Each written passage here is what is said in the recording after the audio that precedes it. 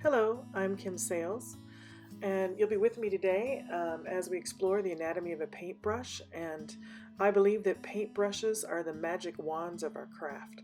So I kind of want to walk you through exactly what these types and numbers and sizes and everything means here. So let's get started.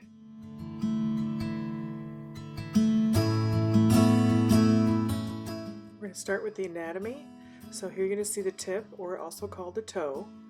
That's your brush. Then the belly of the brush is the center part. The heel is where the brush meets the ferrule. The size is the number or the inch mark. On the brush there you'll see a maker, like that's the brand, the description, and your handle is made of wood or plastic. There are three parts to the ferrule, and that's always metal. There's the top part, which is the heel. The center part is just part of the ferrule, and then you have the crimp at the base that connects to the handle, which can be wood or plastic. They also call the very top of the brush the head. Now, what I want to do really here is remind you that there are many different types of brands and many different types of makers of brushes. Before you see a Blick brand Essentials flat paintbrush, you can see that the description, the maker, and the size are all printed on the handle. Okay, now what I like about the Blick is that they do have the 3/4 mark. Okay, what I think is important to note is that the ferrule is always metal and hollow, and it comes off this brush actually pretty easy. It should never come off, but what I want to show you here is that it's hollow in there. It's metal. It'll be good for expansion when you put it into water. Here you have another brand I've pulled in, and you can see that one has a number 10, one has a 3/4 mark, but essentially the makers and the description are all in the correct place on the handles. Okay, so let's talk bristles. So there are basically two kinds of bristles. There's synthetic and then there's natural. Natural being made out of either hog's hair or sable or another type of animal. The bristles on synthetic are plastic and extruded. They cost the least amount. They're very smooth and very soft. The next we go to is the hog's hair, and I'm going to show you an example of this brush here. It has split ends, or the technical term is flags. What flags do is they hold more water, and they also give you more control of the flow of your paint. And I like them because they're stiffer. They are my favorite brushes, and they're moderate in price. The next category we have is the most expensive. There are sable, and you can see they have multiple flags all the way down the shaft of the hair. They are the most expensive. Since sable brushes are expensive, I recommend using them and keeping them media specific. So if you have a sable that you're using for watercolor, only use it with your watercolors. Sables are a natural hair fiber, and they will break just like your regular hair. So I like to keep things media specific. You can see here that I'm going to demo how to use these brushes on different types of substrates. So we have a traditional profile stretch canvas on the left, and then a wood panel on the right. I purchased both of these at Blick, and I think it's fun for you to really see how the paint will go down. Now I have 5 different types of brushes in front of me here, and you can see I have my palette, my paper plate, loaded with some paint. So let's get started. The first brush I'm going to use is really just more of a house paint brush, right? It's a big, large, flat brush. You can see that denoted by the flat edge. It's well worn and well used. It's one of my favorites. What I like about it is you can get a nice, thick stroke, right? There's a lot of water, and you can see what I like, how you can use either the edge or the flat end of it.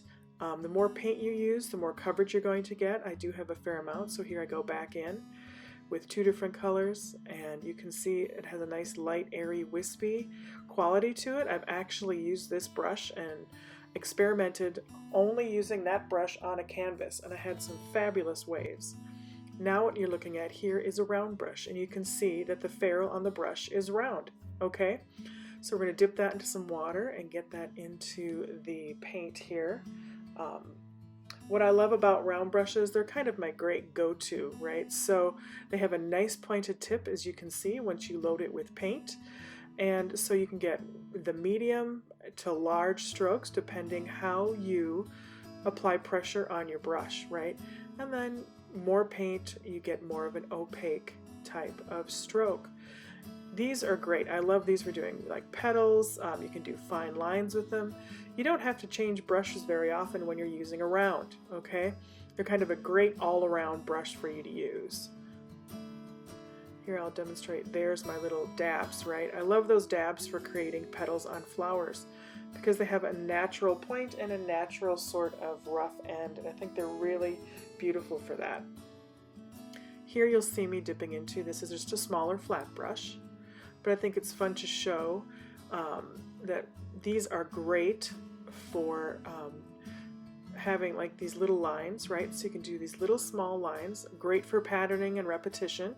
Just dabbing that tip of the brush. I like to use all of the brush, right? And then of course, then you can see that you can get the different types of shapes and sizes there, right? And then we're just going to go ahead and show you more of what that looks like. I recommend always having different types of brushes in your arsenal, right? You need to be able to have the type of brush that'll fit the task, okay? So you obviously, if you want to cover a lot of space, you use large flat brushes. Here's a small flat brush. You can do lovely straight lines with the edge and then have a nice medium tip. The brush I'm going to be using right now, this is called a Filbert, and the things that's different about a Filbert, and I'll show you here once I get it loaded with paint, is it has a lovely rounded edge, okay? So it's not only rounded from side to side, but it's also rounded up to the tip, okay? So you can see it's rounded that way, the flat way, and the tip. So you'll get different shapes with that and different control. I love to use it there, so you'll see how that goes. You can get lovely fine lines and also some really cool looking shapes with the Filbert brush. Filberts are one of my favorite. I love to play and dance with them all over the canvas, right? I do lovely little bits and bobs and swooshes. They're just fun. They are my favorite brush.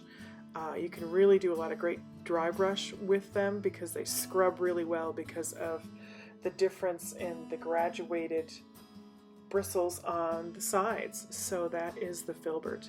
Next, this is a liner brush. Now, the main thing about this brush is you can see how long and thin the bristles are, okay? These are great for getting fine lines. Now, you'd think you'd have less control, but you actually have more, right?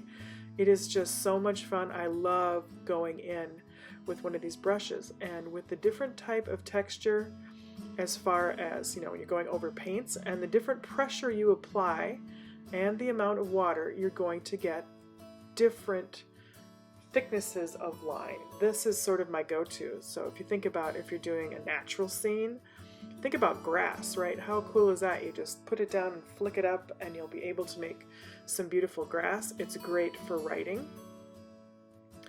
And now I've moved over to the wooden panel, and you can see that there's no drag on wood, right? It's a very smooth surface. There's none of that texture from the canvas. So I'm applying a lot of pressure here as I push down and then I pull up, and you get a very thin, fine line. I love that. This brush gives me a lot of control, especially if you're doing details on eyes, mouth, nose. Really good. Anything you need a nice fine detail, don't be afraid. Buy the liner brush. That's what it's for. I love it. It's one of my favorites. People ask me, how do you get that great detail? Well, there it is. That's the trick. This brush, get a bunch of them. They're fabulous. I absolutely love them. They're just one of my favorites. As we move over to the wood here, we've already done the lines. I'm going to go ahead and use a larger round brush here. What I like to do is just show you the difference in texture, and I've added a little more water to that brush, and it really glides beautifully over wood.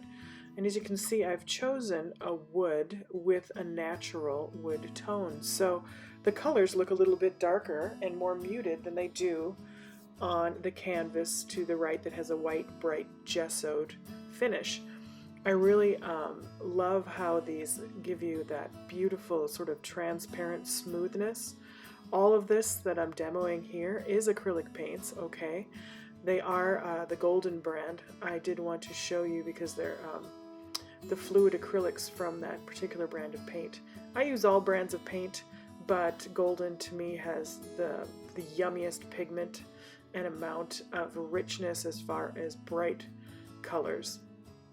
So if you look at that magenta I'm using now and look at the magenta on the left, they look very different, and the only reason for that is the actual substrate, right? You've got a darker wood on the right and that bright gesso on the left. And here we're going ahead with the Filbert. And like I said, the Filbert, ooh, just yummy. I love using that brush. You just get these big, yummy, smooth strokes, and then you can do that beautiful fine line work with that graduated tip. So get yourself some Filberts too.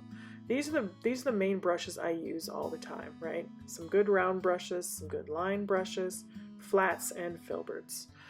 There are a few other styles and types out there. I don't happen to own them because I can do everything I need with these types of brushes. And there it is again, that kind of close-up. It's a little blurry, but you can see how enamored I am with the Filbert. I just love that brush. All right, so let's keep painting here and drawing some lines.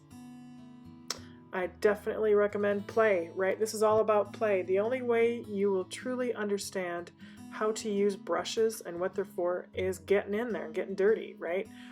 Use these on your first layers. Just try a whole bunch of different things.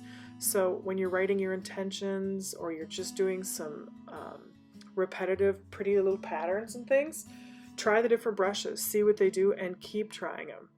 And then, like I said, another good thing I like to do for studies is just understanding what each brush will do, and try using one single brush on a painting. Fill a whole canvas using one brush, and you'll see all the beautiful things you can do. Oh, look at that yummy, yummy, watery, large brush stroke. That big house paint. I think that's just a DIY brush I got at, believe Home Depot or any type of DIY store. And look at that on the wood. It is just so pretty and so smooth. That wood supplies such a lovely, you can even see it almost looks like watercolor, just giving that a little jiggle, and how it starts to drag when you go over onto the canvas. So it's important to know that whatever substrate you use, there is a different feel and a different level of control. If you want more smoothness, paint on a lovely wooden plank. And if you'd like a little more texture, which I also love, use your canvases. So here I just keep dabbing and playing and trying out different things. Like, look at these cool lines that I can get with just the tip of a regular house paintbrush. I just love them. They're just so much fun to use. And another thing I want to point out is when you're loading your brush with paint and things, what I like to do is play with that. So when you're mixing your brush and mixing your paint on your palette, you can mix it with your brush, but then just see where that paint is grabbing on your brush. Is it on the body? Is it more by the tip? Right? And kind of look at that. And another way you can mix your paint is take a palette knife and just start mixing it around, so you're not getting all that extra paint on your brush if you want more control, right? So you can also, instead of just a brush, it's kind of like smearing on. I always think I'm doing like construction work when I use when I use one of these palette knives, because you can just smear this stuff. It's kind of like smearing plaster, right? So I pull it across the canvas.